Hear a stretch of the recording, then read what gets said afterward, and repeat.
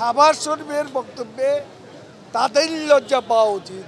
পাকিস্তানের প্রধানমন্ত্রী শাহবাজ, পাকিস্তানের সঙ্গে তো প্রীতি তাদের, বন্ধুত্ব তাদের। সেই পাকিস্তানও আজ বাংলাদেশের উন্নয়ন দেখতে পায়, একসময় বোঝা ভাবত, এখন লজ্জিত হচ্ছে পাকিস্তানের প্রধানমন্ত্রী। এতে রিজভিদেরই লজ্জা পাওয়া উচিত। শাহবাজ শরীফের বক্তব্যে তাদের লজ্জা পাওয়া উচিত, কারণ তারা বাংলাদেশের উন্নয়ন দেখতে পায় না, কালো চশমা পরে তারা শাহবাজ শরীফ যা দেখে সেটাও দেখে না। কেন সেটা তাদের জিজ্ঞেস।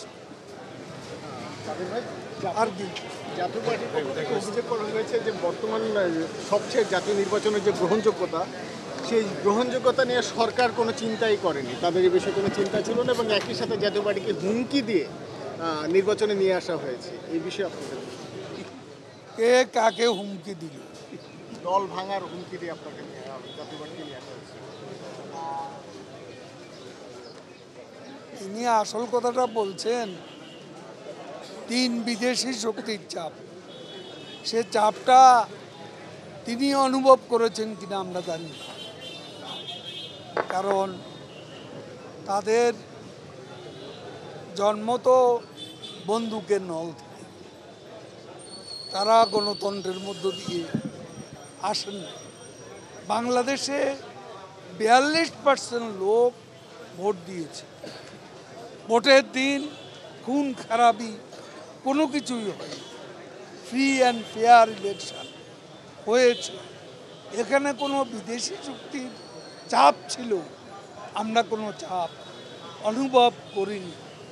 তিনি কোন কারণে কার চাপে ইলেকশনে এসেছেন সেটা তাকেই পরিষ্কার করে বলতে।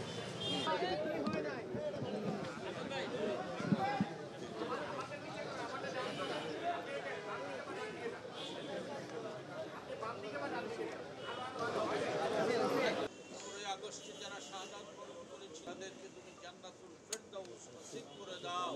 যার আজকের শুভ এনাতের বাগান বানায় দাও।